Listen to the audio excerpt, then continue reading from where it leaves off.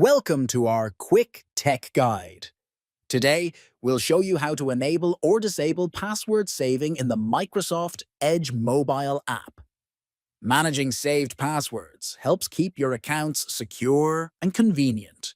Follow these simple steps, and you'll have full control in no time. Let's get started. Open the Microsoft Edge mobile app on your device.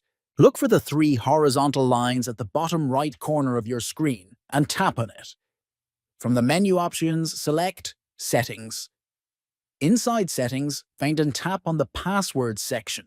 You'll see a switch labeled Save Passwords. Tap it to turn the feature on if you want Edge to remember passwords, or turn off to disable auto-saving. That's it. Now you know how to manage saved passwords in Microsoft Edge Mobile. If this helped, don't forget to like and subscribe for more tech tips. Thanks for watching.